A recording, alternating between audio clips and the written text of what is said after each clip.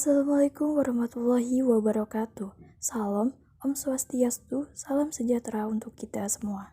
Bertemu lagi, dan lagi bersama saya Fitri Nurulita. Pada video kali ini saya akan membahas tentang apa ya? Tebak. Flowchart.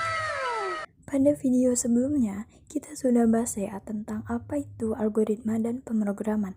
Kali ini kita akan bahas tentang apa itu flowchart. Flowchart adalah penggambaran secara grafik dari langkah-langkah, step, ataupun urutan prosedur suatu program. Flowchart biasanya mempengaruhi sebuah penyelesaian. Nah, dari flowchart ini, kita bisa menentukan langkah-langkah apa saja, step-step apa saja, dari awal hingga akhir dalam pembuatan suatu program atau aplikasi. Lalu selanjutnya, apa sih tujuan dari flowchart itu? Tujuan yang pertama adalah untuk menggambarkan suatu tahapan penyelesaian masalah atau program yang ada menjadi lebih terurai, lebih rapi, dan mudah dipahami dengan simbol-simbol standar.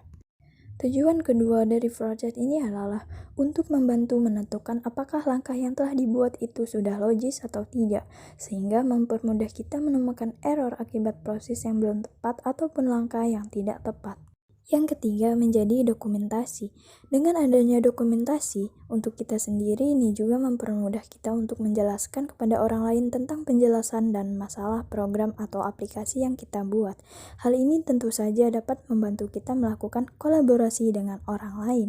Bagaimana? Sudah paham ya? Ya iyalah, masa enggak? Get some help. Lalu selanjutnya ada simbol-simbol dari flowchart. Simbol flowchart standarnya sendiri dibagi dalam 3 kelompok. Yang pertama ada flow direction symbol, yang kedua ada processing symbol, dan yang ketiga ada input atau output symbol. Nah, kita bahas satu persatu ya. Yang pertama ada flow direction symbol. Flow direction symbol adalah simbol yang digunakan untuk menghubungkan antara simbol yang satu dengan simbol yang lainnya. Simbol ini diantaranya ada 4 ya. Yang pertama ada arus atau flow. Itu membentuk tanda panah biasanya untuk menyatakan jalannya arus atau suatu proses. Yang kedua ada communication link untuk menyatakan bahwa ada transisi suatu data atau informasi dari suatu lokasi ke lokasi lainnya. Yang ketiga ada offline connector untuk menyatakan sambungan dari suatu proses ke proses yang lainnya dengan halaman atau lembar yang berbeda. Dan yang keempat ada konektor untuk menyatakan sambungan dalam suatu proses ke proses lainnya dalam suatu halaman atau lembar yang sama. Kelompok yang kedua ada namanya processing symbol. Processing symbol biasanya untuk menunjukkan jenis operasi pengolahan dalam suatu proses atau prosedur. Simbol ini memiliki tanda dan fungsinya masing-masing. Yang pertama ada simbol proses. Fungsinya untuk memproses suatu kegiatan yang dilaksanakan oleh komputer. Biasanya dia menghasilkan perubahan terhadap data ataupun juga informasi. Yang kedua ada simbol manual. Biasanya ditunjukkan untuk tindakan proses yang tidak dilakukan oleh komputer, berarti dilakukan secara manual. Yang ketiga ada decision atau logika. Biasanya untuk menunjukkan suatu kondisi tertentu, jadi menunjukkan kondisi bisa iya ataupun tidak. Yang keempat ada predefined process.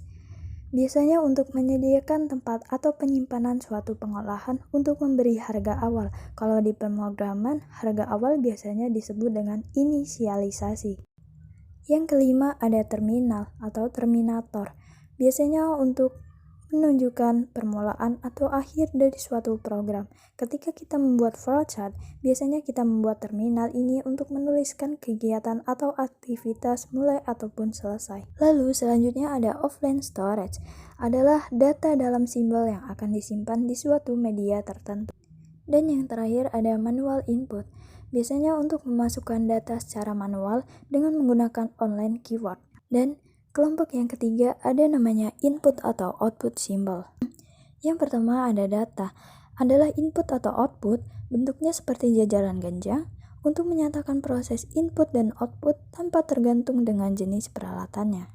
Yang kedua ada storage data, biasanya untuk menyatakan input yang berasal dari disk atau output yang disimpan. Dan yang ketiga ada dokumen, biasanya untuk mencetak dokumen. Nah, selanjutnya saya akan memberikan contoh logaritma dalam membuat mie goreng instan. Yang pertama, kita gunakan simbol terminal untuk mulai. Lalu kita gunakan simbol arus atau flow untuk menyatakan jalannya proses. Lalu kita gunakan simbol predefined proses untuk menyiapkan satu bungkus mie instan goreng, air, kompor gas, piring, sendok, panci, dan penyaring. Kemudian kita gunakan simbol flow lagi. Lalu kita gunakan simbol input atau output data dengan memasukkan air ke dalam panci. Kemudian kita gunakan simbol flow lagi. Lalu kita gunakan simbol input atau output data dengan meletakkan panci di atas kompor. Kemudian kita gunakan simbol flow lagi. Lalu kita gunakan simbol input atau output data dengan menghidupkan api kompor. Kemudian kita menggunakan simbol flow lagi. Lalu kita gunakan lagi simbol input atau output data dengan tunggu air hingga mendidih.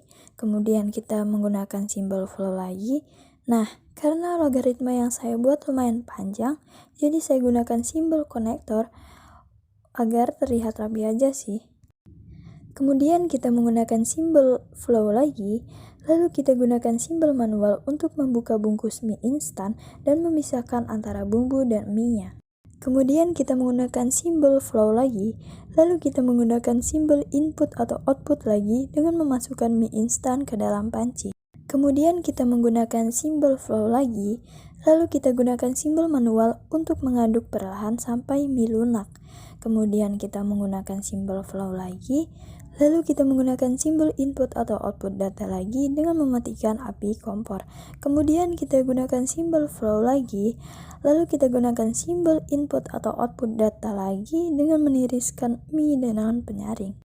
Kemudian kita menggunakan simbol flow lagi, lalu kita menggunakan simbol konektor, kemudian kita gunakan simbol flow lagi. Kemudian kita gunakan simbol manual dengan membuka bungkus bumbu mie instan goreng. Kemudian kita gunakan simbol flow lagi, lalu kita menggunakan simbol input atau output data dengan memasukkan bumbu dan mie instan ke dalam piring. Kemudian kita menggunakan simbol flow lagi, lalu kita gunakan simbol manual lagi dengan mengaduk mie instan hingga merata dengan sendok.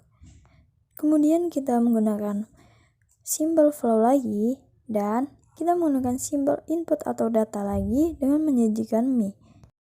Kemudian kita menggunakan simbol flow lagi dan untuk mengakhirinya kita gunakan simbol terminator dengan kata selesai. Alhamdulillah. Sekiranya itu saja pembahasan video kali ini. Sekian dan terima kasih. Assalamualaikum.